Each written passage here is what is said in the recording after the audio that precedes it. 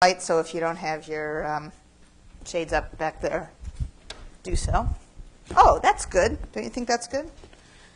So we are in the middle of the 3rd century BCE. Don't forget what century we're in. Today we're going to do a little ricocheting back and forth between the Persian period and the Hellenistic period.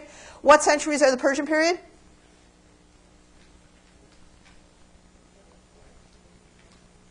Back rows. Just going to ride on the currents of the front rows? Yes, he nods. No, you're not. Let's hear it. Yes, 5th and 4th. Okay, so we're in the Hellenistic period, which are the 3rd and the 2nd, because in tight Tim. And we are in the period when the Ptolemaic kingdom that is centered in Egypt is in charge of this part of the world. The Ptolemaic kingdom named after Ptolemy I, one of the generals of Alexander, who seizes that portion of the world. And the successor of Ptolemy I, happily for you named Ptolemy II, who you see here, looking benign on the head or obverse of one of his coins, was very involved in the administration and the extraction of goods and items of commercial use from his eastern territories, meaning the Levant, Palestine. And he had an official who apparently had jurisdiction over this region, and that guy's name was Apolophanes. And Apolophanes, like all high-ranking officials, had a minion, and his minion was named Zenon. It is one of the great remediating justices of the world that Apolophanes, the bigwig, is not really recorded to us except in the extremely famous assiduous collecting of receipts by his servant and minion, Zenon. So we have all these papyri that are called the Zenon papyri because Zenon, like all good bureaucrats, kept his receipts. And this is the receipt of collecting a flour on his trip. And the reason that it matters to us is because it shows us spots that a Ptolemaic official visited in the middle of the 3rd century BCE, and that obviously, therefore, were known and of utility to the Ptolemaic bureaucracy. Also in the collection of the Zenon papyri, you'll see in a moment, are other items, letters that were given to Zenon to transmit to the guy who was in charge of him. Did I say Apollophanes or Apollodorus? That was wrong. It's Apollodorus. We're going to meet Apollophanes later. Sorry, get the Apollo names. I had Apollophanes on the brain. You can understand that. So it's Apollodorus, who, the gift of Apollo in Greek, Apollodorus, who is the person in charge of Zenon. Not that it really matters. Zenon's the guy we care about. So among the places Zenon goes is this spot, Tyrus. And this place is very interesting to us in this period because a combination of epigraphic and archaeological remains allows us to witness what a homestead, a long-running homestead, I mean one that was in the family for a long time, looked like in this era. And the place, Tyrus, is a place that today is known as Iraq el-Amir. I put an article about this site, Iraq el-Amir, and all the wonderful things that are here on the class website. It's in the folder that I think is marked articles. And it's very easy to read. It's very nice. And it explains in detail and at length the history of this family and its relationship to the site and the remains that are found at the site. So I encourage you to take a look at that. What we know about Iraq el-Amir is that this is the family seat of the Tobias. And the reason that we know that is because their name is incised in the very crude Aramaic letters on the fronts of some cliff faces surrounding the flat area of the site. And so here you see it, Tobias. It's very crude, hacked into the limestone cliff. And because it's very crude, it's hard to date. It's hard to date it on the basis of the letter style because the letters are very rough and sort of rudimentary. And the letters have been dated anywhere from the 5th century through the 2nd century. And it doesn't really matter because there were Tobias it doesn't matter to us, that is to say, because any one of them could be right as far as we know from the other evidence we have about who's living at this site. And the other evidence that we have consists of references to various Tobias at this living in this area from the 5th through the 2nd centuries BCE. And I will quickly point out what this information is, but the details, all of the very fine details you can read about in the articles or in the article that's in your course pack. So the first mention we have of Tobias comes in the book of Nehemiah. And again, just like with Sanballat, which was also a family name that skipped generations, Tobias is the other official who has it in for Nehemiah at the time that Nehemiah the latter, comes to rebuild Jerusalem and fortify a city in Judah. So when Sanballat the Horonite and Tobias the Ammonite official heard about this, they were very much disturbed. And now I'm waiting for somebody to ask me a question.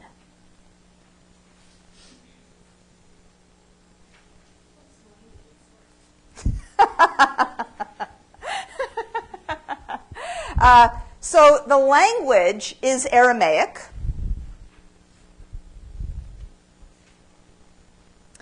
And what's the source? You're looking at the source right here on the screen. What's the source? Which part of it? Bible being a big book, in fact, many books. The book of Nehemiah. So we know about Tobias from the book of Nehemiah. Date. What's the date? Well, yeah. The date of the book of Nehemiah is generally 5th or 4th century. We don't know exactly when it's written down, but it's almost certainly not written down any later than the 4th century. And it can't be written down before the 5th century because the events that it narrates occur in the 5th century. So 5th, 4th century is the date of the source.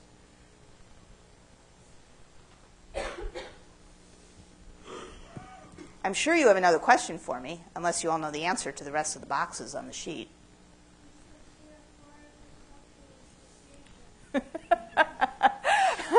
What is the theophoric or cultural association? Now, you ought to be able to figure this out. What's the clue? What's the clue in this name? Aya. I-A-H. What is that? What is the theophoric that Aya refers to? Yahweh. In which form? Who's Yahweh?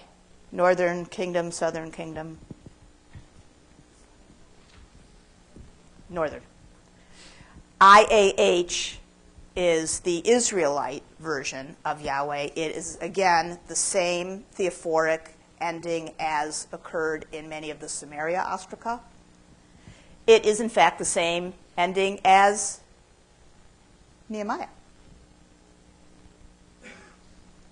And so the theophoric is Israelite. And what is the ethnic identity?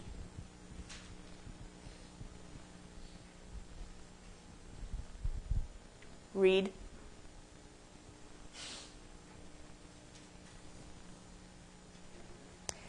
Yes, I know this seems like a trick question. Like, I'm afraid to answer this question. Yes, Tobias the Ammonite official. So what does that mean?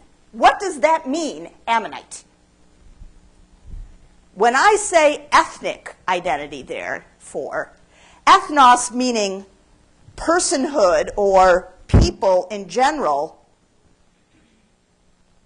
what is the fundamental meaning of that? Is it cultural? Is it religious?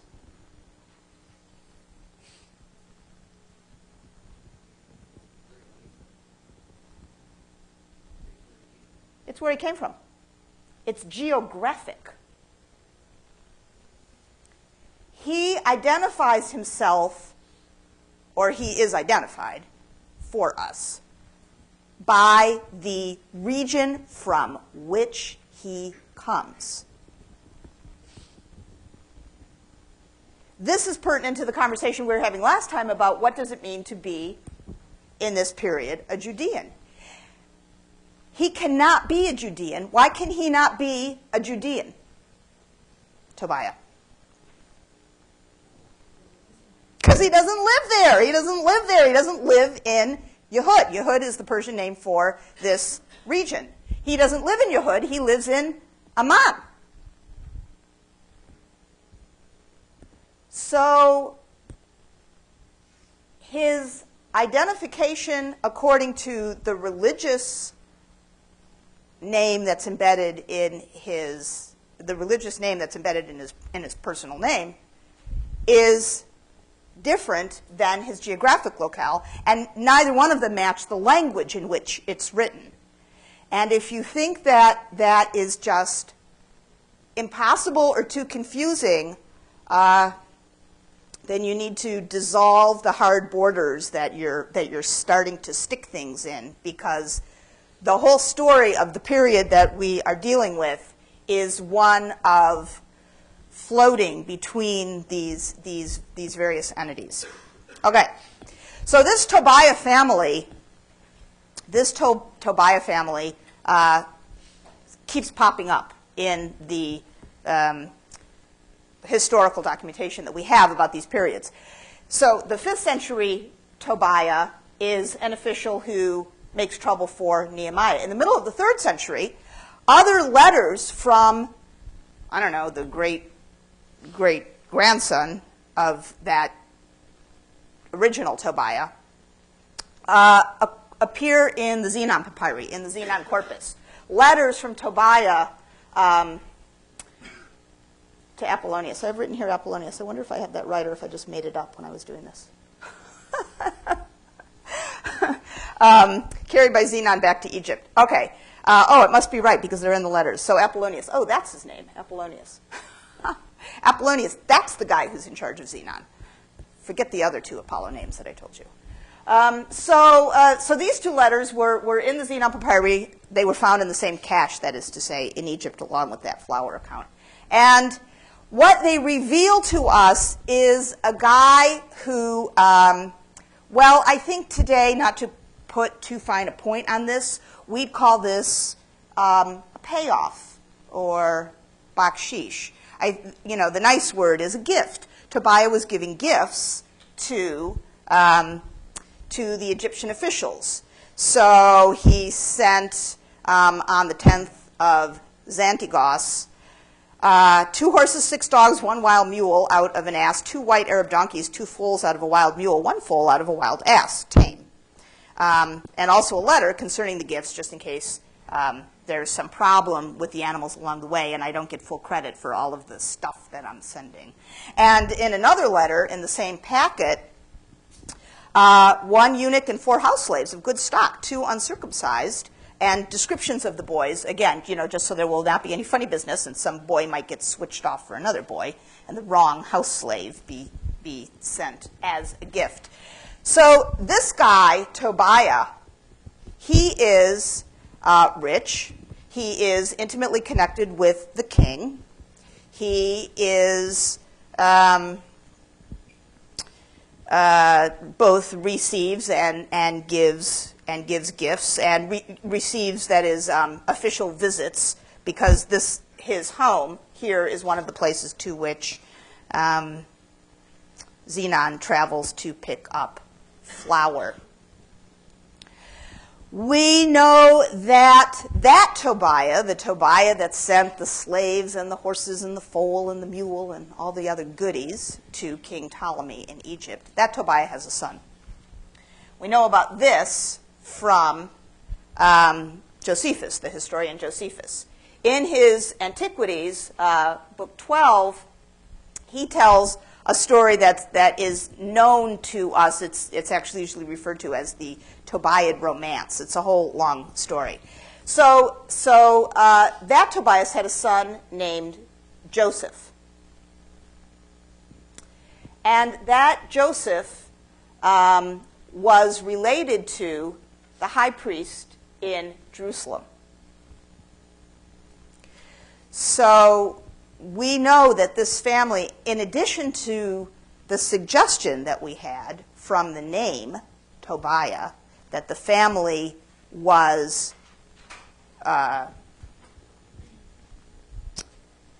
of the larger cultural world of the Judean returnees, we know that in the 3rd century still the family is intimately hooked up with the high priesthood in Jerusalem. So that Joseph, the son of Tobiah, himself has a son named Hyrcanus. And that son, Hyrcanus, as we read later on in Josephus, had a little trouble with his brothers, had some fights with various people, and determined not to live in Jerusalem anymore, but seated himself beyond the Jordan. And, Josephus tells us, he erected a strong castle entirely of white stone to the very roof, with animals of a prodigious magnitude engraven on it, courts adorned with large gardens, and he named this place Tyros. And we have a building that conforms precisely with that at the site of Arak El Amir, where those caves are. In the flat ground just in front of where the caves are, you see an early 20th century picture of this building, and if you go there today, this is what you'll see. It's just outside of Amman, the capital city of Jordan, and it's absolutely amazing. These enormous stone blocks with animal-headed fountains and animal sculptures on the outside. And we know the date of this structure because it looks exactly like and is in the exact same spot as the building that is referred to by Josephus as the building that Hyrcanus constructs. And excavations in the interior recovered ceramics dating to the 2nd century BCE, which is the date of the grandson of Tobiah, this Hyrcanus. So we have this amazing structure that nobody knows exactly quite what it is, and there's a little conversation. Is it a palace? Is it an administrative building? Is it a mausoleum? We don't really know. We only can know what we can see, and what we can see on the outside are these amazing animal sculptures that adorn both the lower and the upper portions, and you see a detail here of one of them. Not really quite sure what felines these are. Maybe it's supposed to be a leopard. The coloration is the natural coloration of this stone, which is a local granite called dolomite, and is variegated.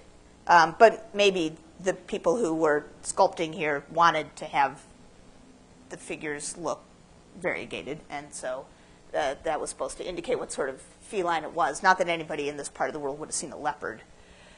But anyway, and then there are the animals on top. And if you go on the inside, we would really like to be able to use the configuration of the inside to help us understand what the building was. But the problem is that the building was turned into a Byzantine church in the 5th and 6th centuries CE, and the whole inside was messed up and rebuilt, and so if you go inside there today, this is what you see. But the exterior walls are those of the 2nd century, and the monumental size of the stones tells us that this was no casual construction.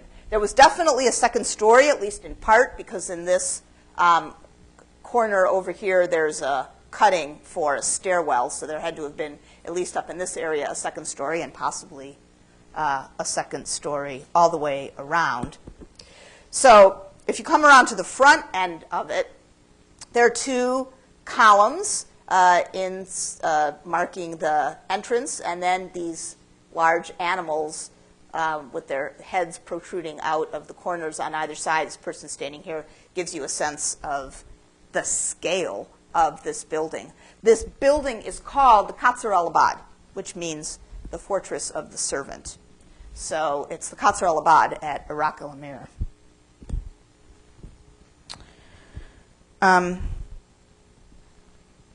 Didn't anybody want to ask me a question? Michaela? Was that still Aramaic? That fortress of the servants? Well, the Qasr al-Abd is, well, the Qasr al-Abd is the modern Arabic name. Oh, okay. Yeah. What language? Is? What language is what? What Hyrcanus was... Hyrcanus is a Greek name. That US ending, well, that's the Latinized version of the Greek nominative Omicron sigma. So if you have a US ending, then you have Greek. Greek name. What's the source? Correct. The source is Josephus. We know his name from Josephus.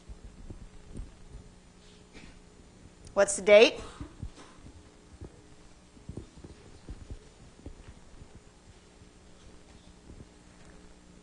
What's the date? The date of Hyrcanus. So if Tobias, there is the Tobias who sends the Xenon papyri in the middle of the 3rd, around 230 or 220, something like that. We have his son Joseph and his son Hyrcanus. So probably by that time, we're in the early 2nd century.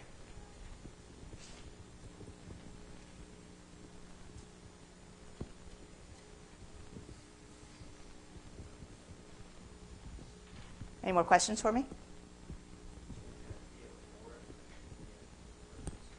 There is not. Mm-mm.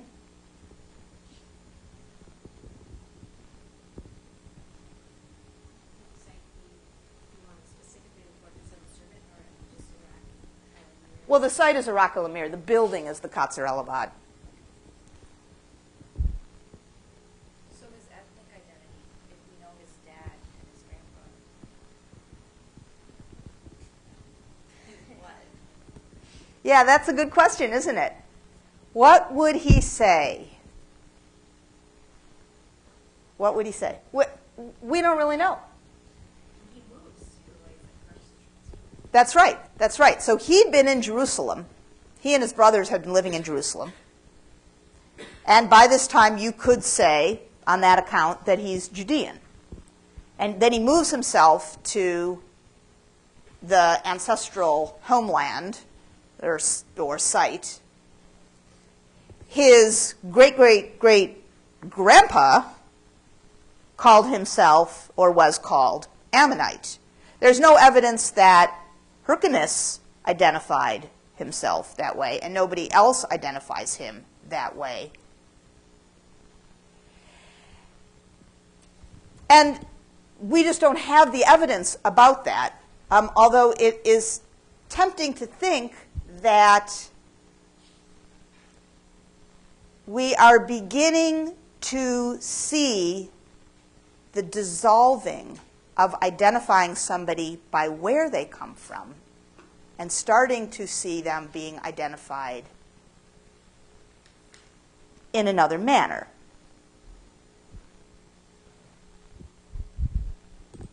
Okay, you just park that thought as we move on. So here's a reconstruction drawing of the Qasr al-Abd, fantastic thing.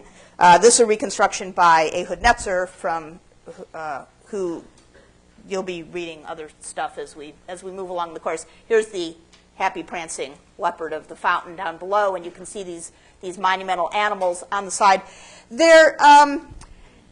It is very reasonable to ask, what is the cultural milieu in which this Hyrcanus would have imagined building such a structure with these large animals, these very clear representations of actual beings. And almost everybody who has written about this, including me, who wrote about it in 1997 in the article that you have in your course back, without really giving a lot of detailed attention to this, I have to say, has connected the representation of these animals with archaic and classical Greek art. That we know that there's monumental sculpture of animals. Here you're looking at two of what's a row of sculpted lions in the sanctuary of Apollo on the island of Delos. And they date to probably the 6th century BCE. So a couple hundred years prior to our guys here on the Qasr al-Abd. But they'd be out and available for anybody to see, but also they are just some of what I could show you as a whole line and a progression of life-size or monumental sculptures of sitting, prancing, paw raised, whatever, felines. And like I say, everybody else that's written about these has connected this representation with Greek art. And in and of itself, that's pretty interesting because if you identify Hyrcanus as Judean, or anyway, somebody who is connected with, related to people who live there, part of the family of the high priest, you may recall that there is an injunction against figural representation. Any figural representation. That doesn't seem to have bothered Hyrcanus. But a number of years ago, when I started to think about this again more carefully, I decided that I didn't actually think anymore that the model for these animal sculptures in the Qasr al-Abd were Greek sculptures at all. In part because the sculptures in the Qasr al-Abd are affixed to the building. They're not freestanding. And I think that's a significant difference. And what the Qasr al-Abd animals really remind me of are the very proudly strutting animals that we see represented repeatedly in monumental art of the Near East. And here you're looking at the Ishtar Gate from Babylon and detail of one of the lions from the Ishtar Gate. And this tradition of sculpting fearsome beasts as protectors of a structure strikes me as a much better parallel. And it doesn't obviate the problem of the willingness of these guys to put realistic figurative art on their building. They're still doing that. It's just that I think that the cultural reference that is in the mind of Hyrcanus is this Near Eastern tradition and not the Greek tradition. So just a little correction for what you're going to be reading or have already read.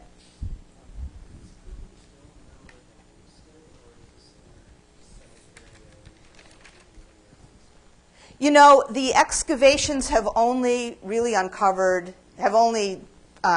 worked in the area of the Qasr al-Abd. It's certain, I think, that there were people living in the area. There's a very small modern village there today, but there hasn't been excavation of that wider area. There are scatters of ceramics and cut stone, some of which has been robbed out and used to build the houses in the village that are right there. So it's almost certain that there was a village surrounding it. We just don't have it. You say that it's fair to make a connection saying that it's a Greek-style representation, but in a Near Eastern style of placement. Well, what would you mean by Greek style? They're borrowing the Greek way of like sculpting, Oh, sort of in the same, making a same kind of distinction as those figurines from Dor, where the style of the face was Greek and the technology was Greek, but the subject matter was Near Eastern or Phoenician.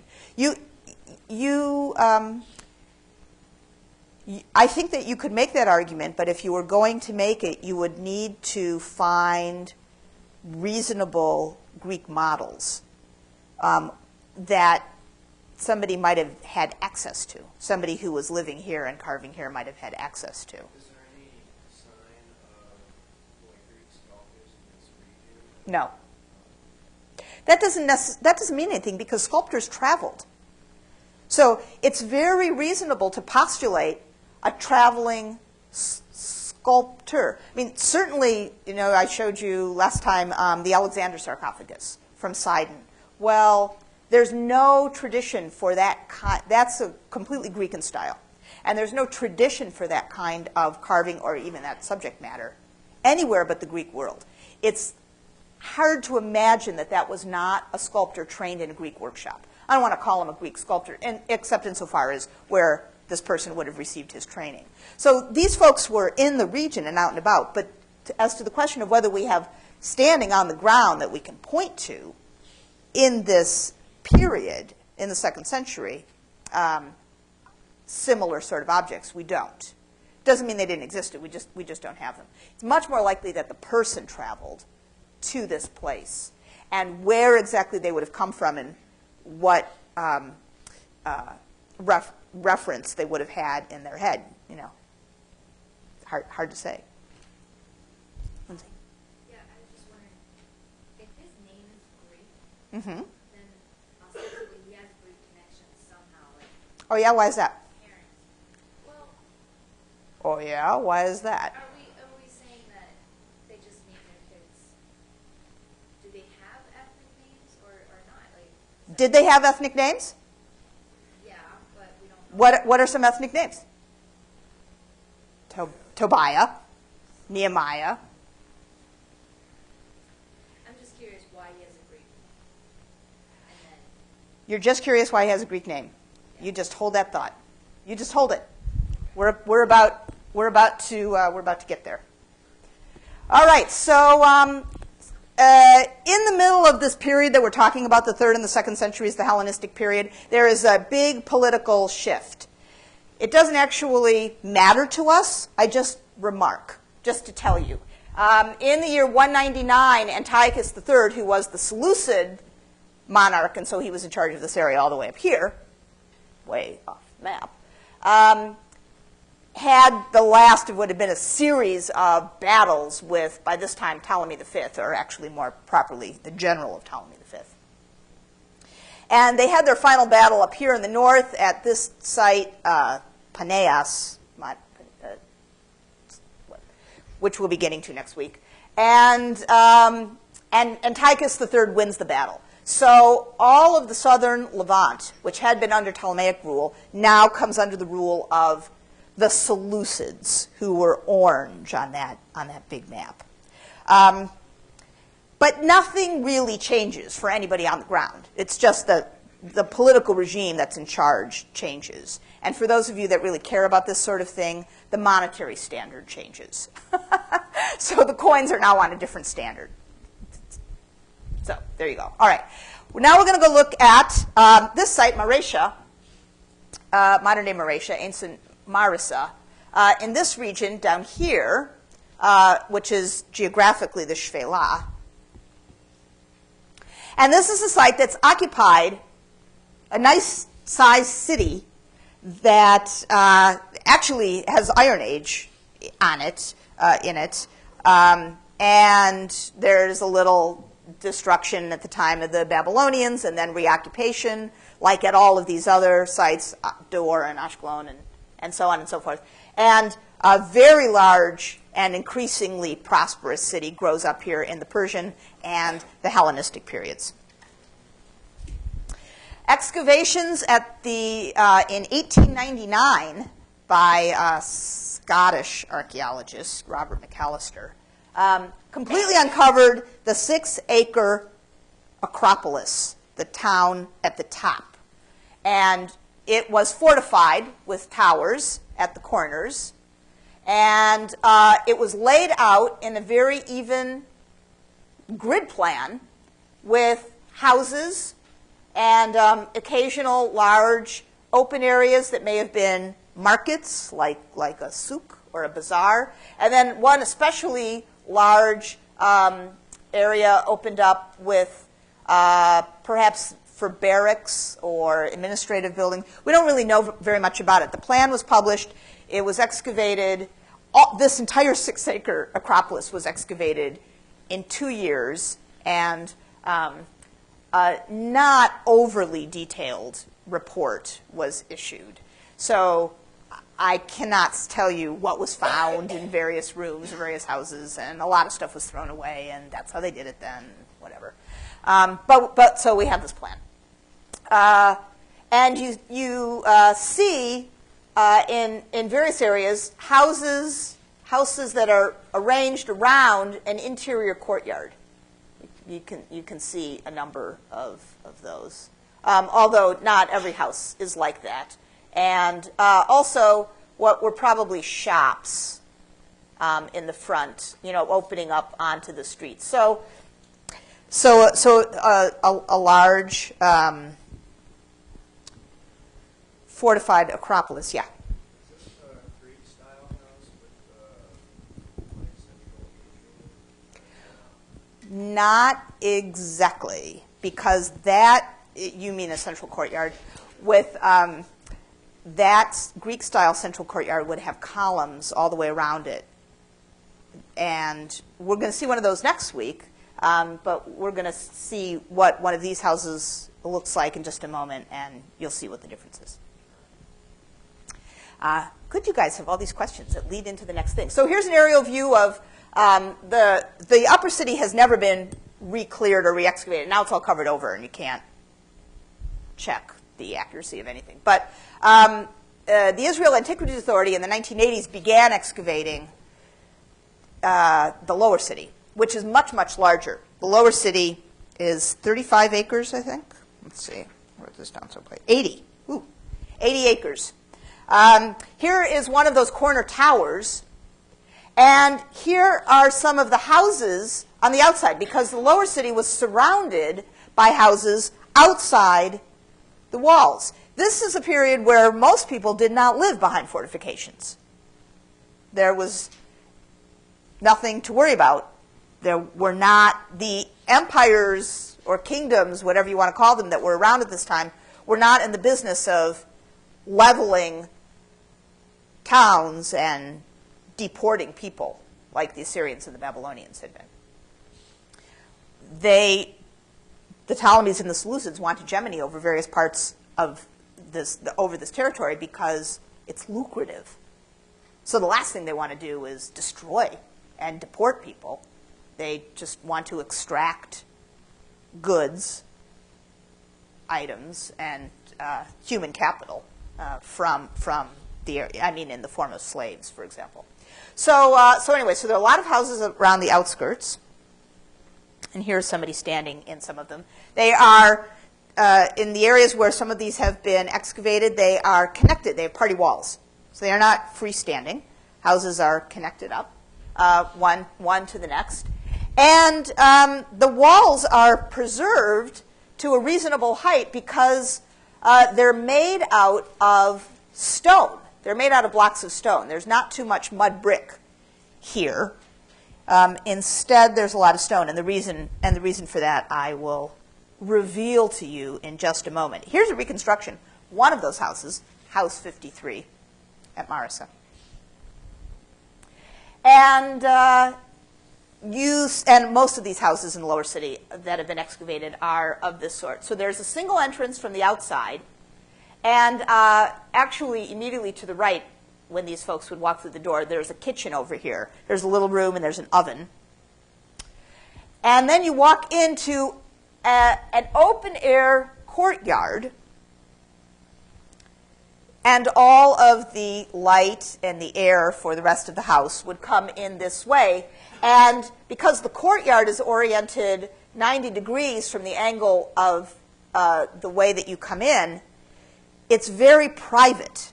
It would have been impossible for somebody walking down the street to just poke their head in the door and see anything that was going on in the house. And today, too, houses in this part of the world, traditional houses, are just like this. They have this tiny, unobtrusive, undecorated facade door. It's just a little opening.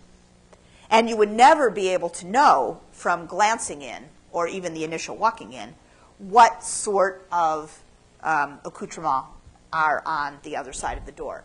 But then once you get inside, there will be a beautiful open-air court. There can be flowers. There can be a fountain, and then all of the rooms arranged around the court. But it's extremely private.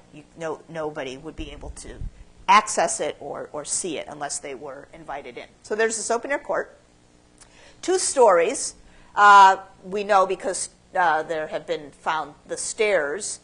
Probably either in the upper story or down here in this house there was a dining room, because in House 53 there was a whole stack of imported wine jars, wine transport amphorae, from the Aegean and the Adriatic found in one corner. And the interior was decorated, not with freestanding columns in the style of a Greek peristyle courtyard, but with Greek-style stucco decoration. And here is a fragment of one of those. It's a pilaster. A pilaster is a fake column in capital that would have been affixed to the wall here. And it's adorned with, it's an Ionic style column with an Ionic capital, an Ionic volute, and Agendart, and you see it in the reconstruction drawing here. So it would have been decorating the upper story of the interior courtyard. This Greek-style column, or pilaster, more properly, is echoed in some of the furniture inside the house. So here you're looking at a drawing of a stone table leg. You have to imagine a table like this, but instead of having this very, very boring T-like support underneath it, the top of the table rested on little fake, little stone Ionic columns. And the ceramics found inside the houses at Marisa, locally produced, but Greek in shape, decoration, and function. So here is, for example, a table amphora. That is a little vessel that you would put on the table, and you would mix wine and water in it, and then you would ladle it out and put this insipid mixture into your drinking cup. And this precise shape and the habit of mixing wine with water are both Greek. And the decoration on it, such as it is, you may not think it's gorgeous, but they don't have the best clay down there, so this is as good as they could do, is Greek. So the cultural fashion for the people who live here, Greek. Lots of figurines found at Marisa, inside the houses and all over the place. Many of them are Greek subjects. So here are the Dioscuri, the divine twins, the sons of Zeus and Leda, the brothers of Helen, she of Troy fame. are standing women holding wrapped infants, either up above their shoulder or close, nestled in closer. These are all made out of local clay. They are not imported. But the subject, the style, and the mode of making them are all Greek. Raita, very fancy, possibly ceremonial drinking vessels, were also found. A few with a horse's head. Here is a very weird one with an Athena. She's an Athena, but she's a really weird Athena. She has a Scythian cap instead of her actual helmet, and she's holding a shield, which is totally the wrong shape for an Athena shield, and she doesn't have the Gorgonean on her chest. So she's like an Athena wannabe. She's like a pale copy of a real Athena, as if somebody had the idea, but not a very good model to go off of, and just, did their best. The idea of Raita as a kind of fancy drinking cup that is a cup with some sort of odd-shaped or odd or different subject decoration attached to the bottom is Persian, actually. And here you see a clay example and a silver example. This from Persepolis, this from the Iranian site of Ecbatana.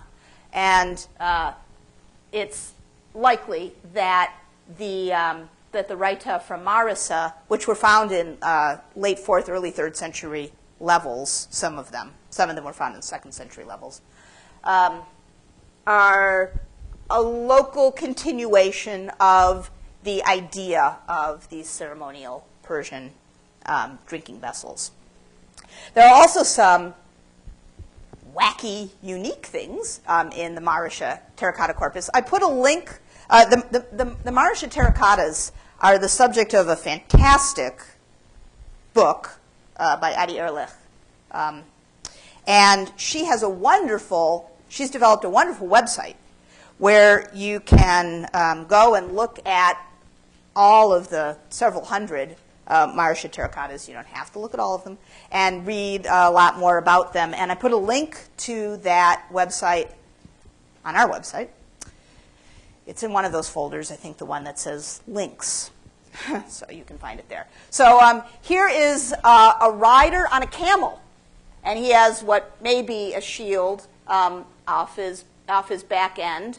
And here is a camel raitan.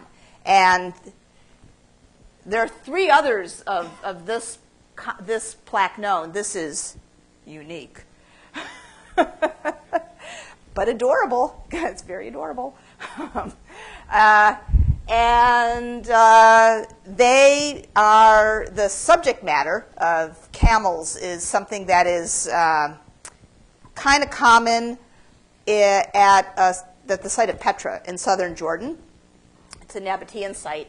And it's probable that these are the creation of somebody who might know somebody in the caravan trade. Camels were used for the caravan trade that went along the southern and from Jordan across the southern end to Gaza out the other end. These really weird, there are about 24 of these pillar figurines. They're called pillar figurines because they're hollow. They have a face. Sometimes they have 2 faces. And they frequently also have breasts, and that's it.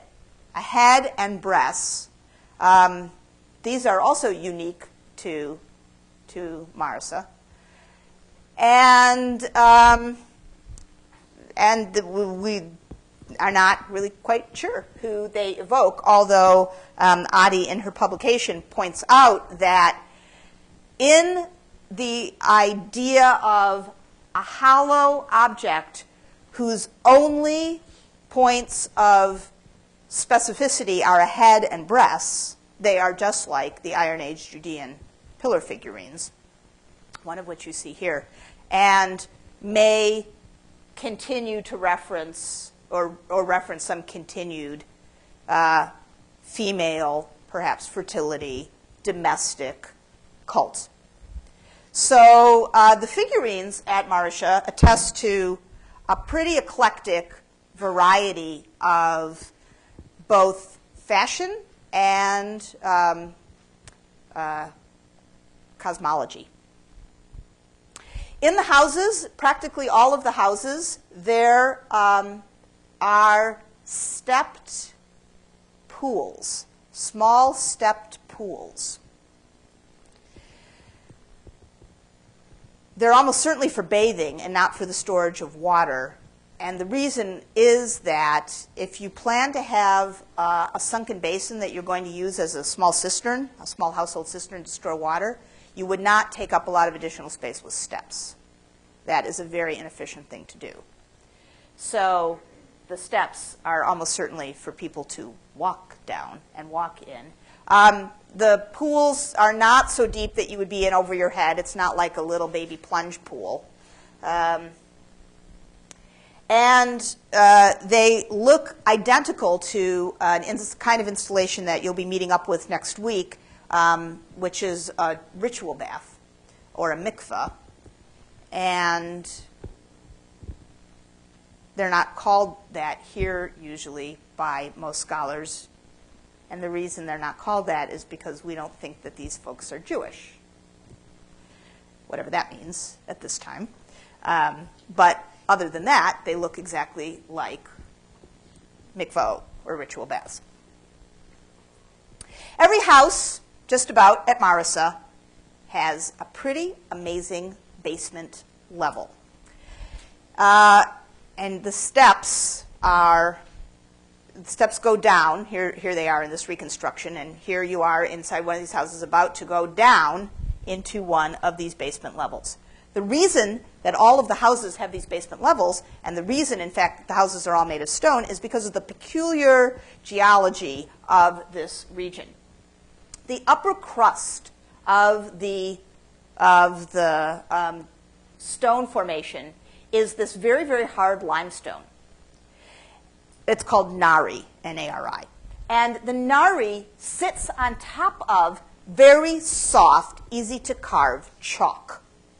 And you can see the Nari here and then these chalk caverns below. The houses were made by quarrying out the chalk and then using the blocks to build the houses. And in so doing, huge caverns were created underneath the houses, and then you could walk down the steps to get them. There are over, it's either 200 or 2,000. I'm going to get that wrong. 2,000, yeah. 2,000. There are over 2,000 chalk caves around Marisa. So here you see the upper city. The lower city is around that. And all these little squiggles are some of these caves. The caves are used for all sorts of things.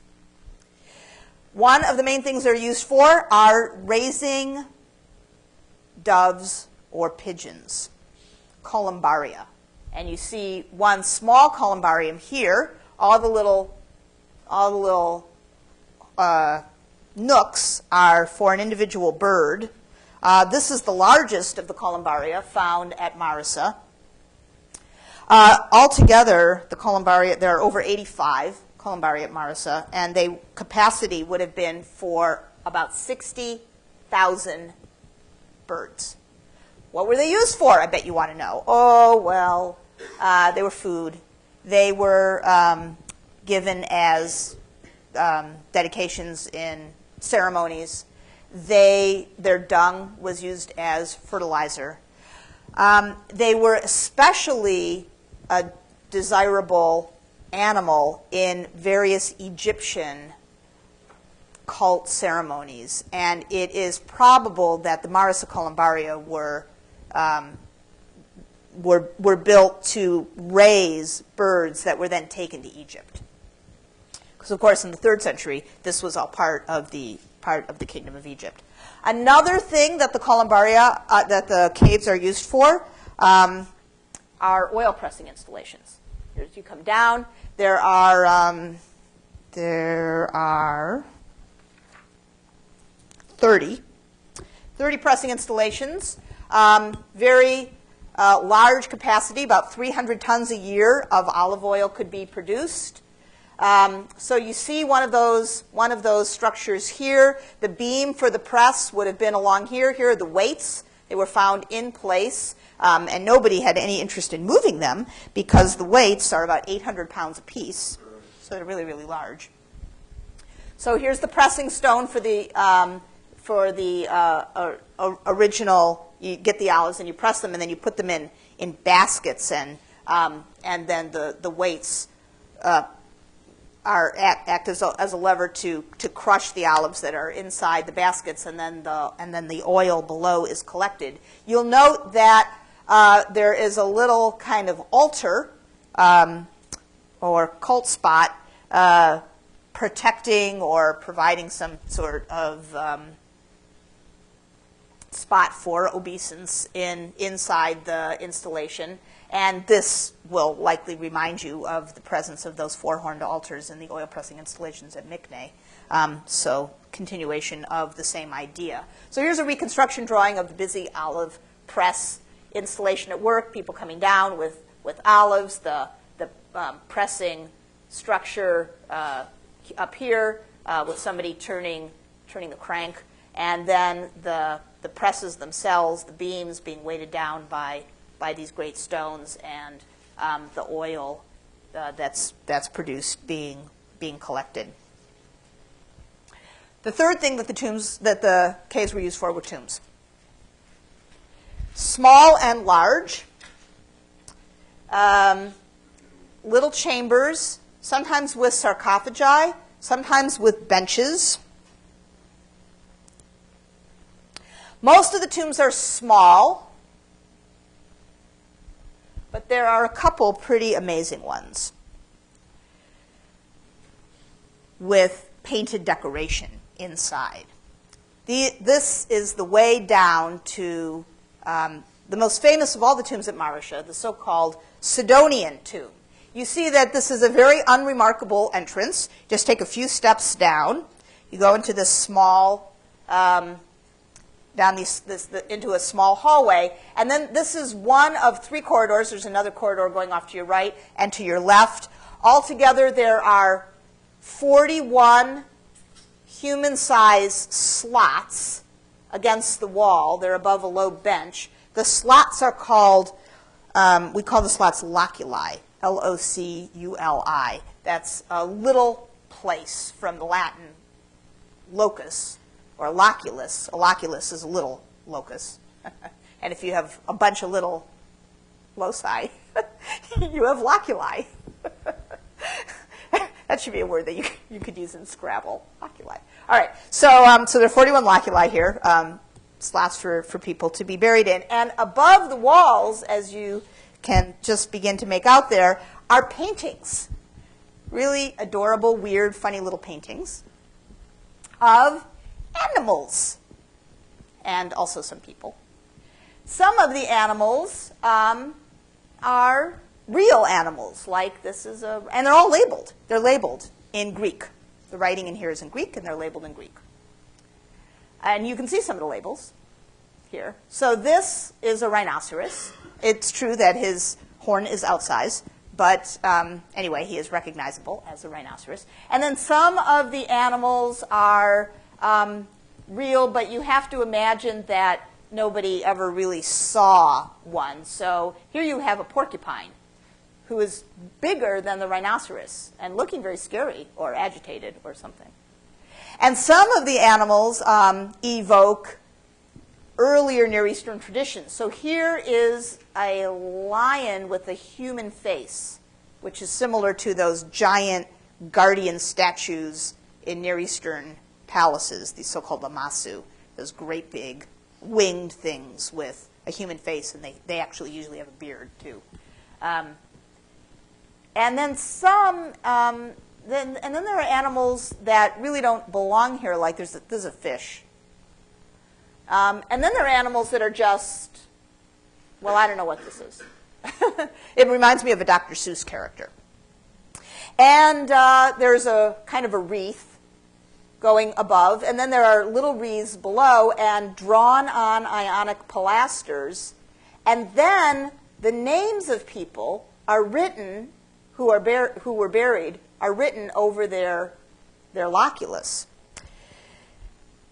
The back wall is really fascinating. The back wall of the Sidonian tomb has two large Greek-style amphoras guarding this entrance into a back chamber. There are three back chambers.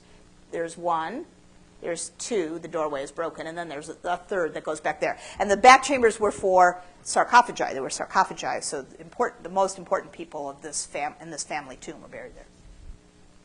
There were, on either side of the amphoras, there were tables.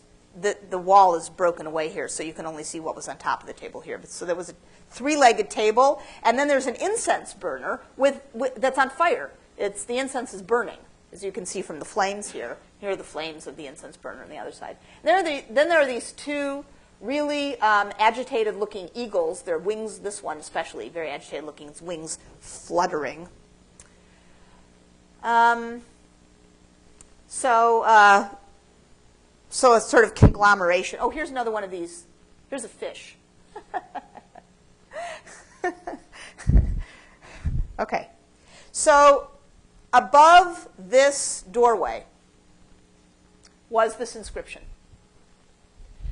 Apollophanes, son of Sesmios, who was the leader in Marisa of the Sidonian colony for 33 years and was the best and most kin-loving of men, died, having lived 74 years.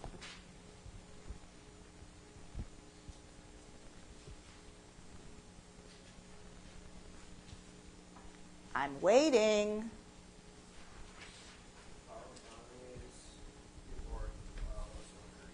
Apollophanes, the Theophoric is Apollo, so the name is Greek. It means Apollo shining, the shining face of Apollo, phaneo, shining, to shine.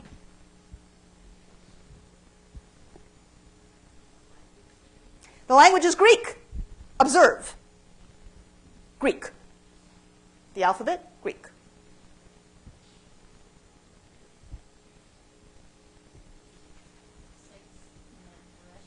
The site is Marisa.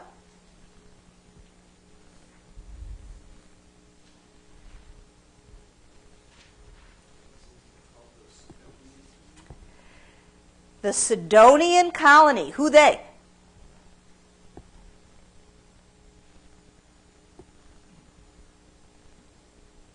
What city is that?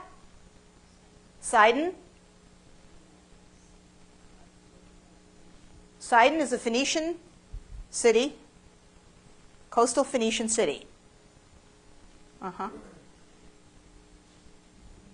So that is then a group of people from a Phoenician town have moved here. And Apollophanes is the person who was their sort of leader.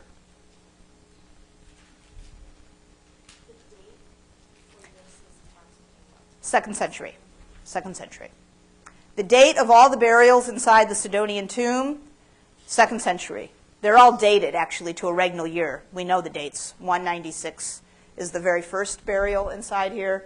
119 is the last. If they were coming from a Phoenician town, Why are they writing in Greek? Because most people were writing in Greek at this time. Greek is an easy-to-write language, and it's popular language, and people are using it. But I bet you have more questions for me. Sesmios. That name is Semitic. It means sesame, like the seed.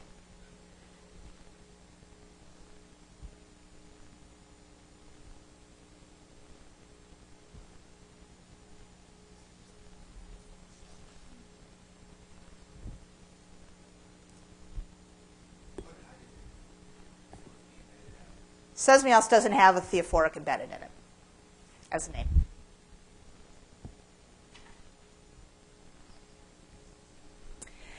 So it's a large family buried in this tomb, including a nephew of Sesmios, says mu, right here. And here's his name, Kos Natanos.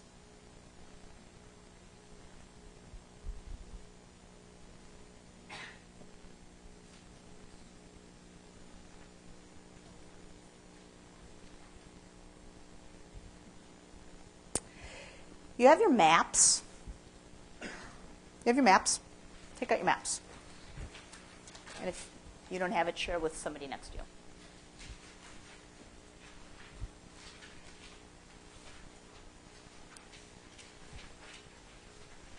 Kos Natanos.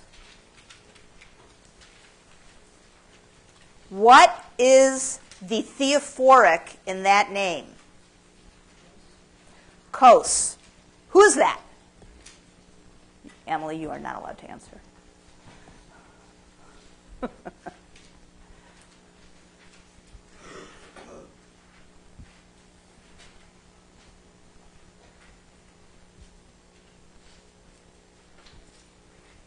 These parts must be great in the podcast. Silence falls across the room. What? Can they? Can you? Oh, fantastic. Kos. Who's Kos?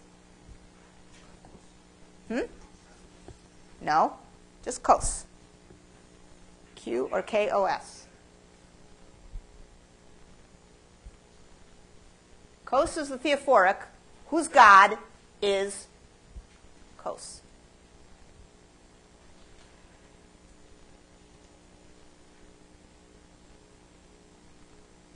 He is the god of the Edomites.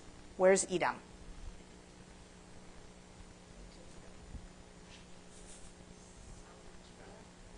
South and in the Iron Age, east, on the other side of the Jordan.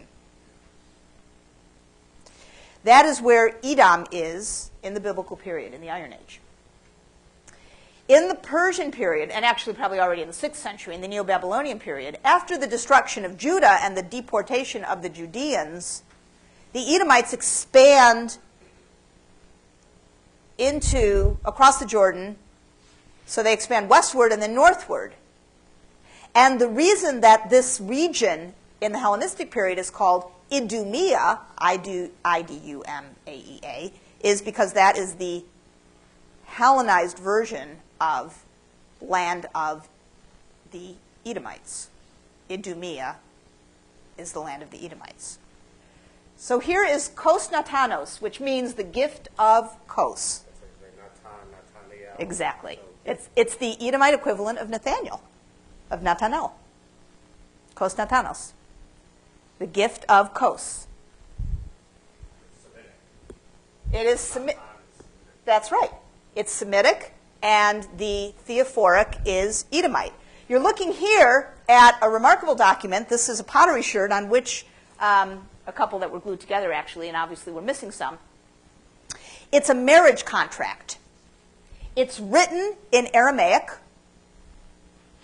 It records, it's probably actually a draft because it's not signed, but it is dated. It dates to the year 176. Oh, this is where I was going to show you this. Okay, so here's Edom, and this is the area that this is how the Edomites come up here. So, so the names of both the bridegroom and the father of the bride also embed the name Kos. Here it is. Kof of Shen. Kof of Shen. Kos. And in the marriage contract, the rites are determined to be done according to the nomos, which is a Greek word written here in Aramaic that means custom, according to Bnei Edom, the daughters of Edom, according to the custom of the daughters of Edom. What is the ethnic affiliation of Kos Natanos? Lindsay. Well, you could say that he was Edomite because because his name embeds the theophoric kos. What else might you say? His ethnic affiliation, you might argue, is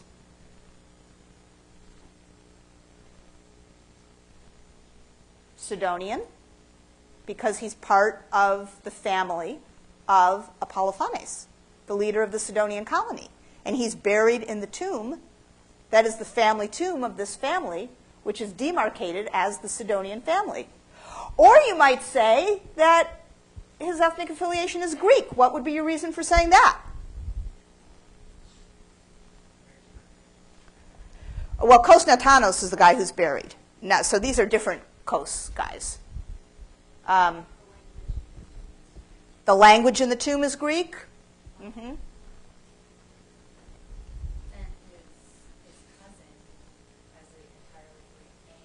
And his cousin has an entirely Greek name. What's going on with Kos Natanos? Why all of a sudden does Kos begin to show up in the tomb, on the name in the tomb, on the name in the marriage contract? What is happening here?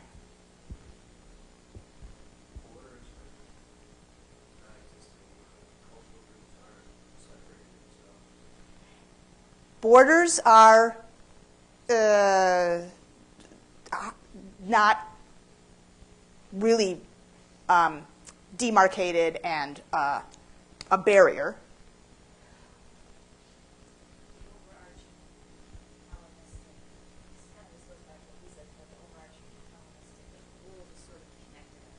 So if everything is connected, what's going on? Why all of a sudden do we have a bunch of people at this very Hellenized town?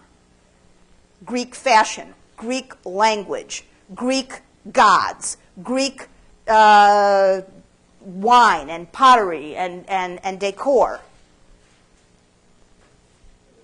In the mix, when you want to reassert an identity or acquire one, even if it isn't really yours, you put out there. Fourth generation Irish American, some of the kids are all Seamus and Deirdre. Yes. What makes people suddenly decide they need an identity? Remember back to Iron 1. Who does it? The Israelites. Why? Why? Why? What makes them want to do that? To get power in Iron 1? These people in the 13th and the 12th century, these people living for 200 years in these tiny little hamlets, they don't look like they're getting any power. They don't have any power, and they're not getting any power. Who are the people with power in Iron 1? Who are the local people with power in Iron 1? Who is it that the Israelites identify against? The Philistines. What makes people need to make themselves a new identity? A threat.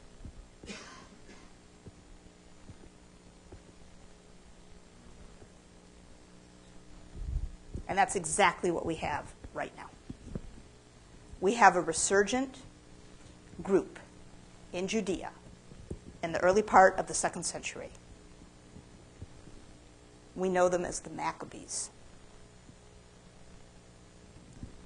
And we will catch up with them next week.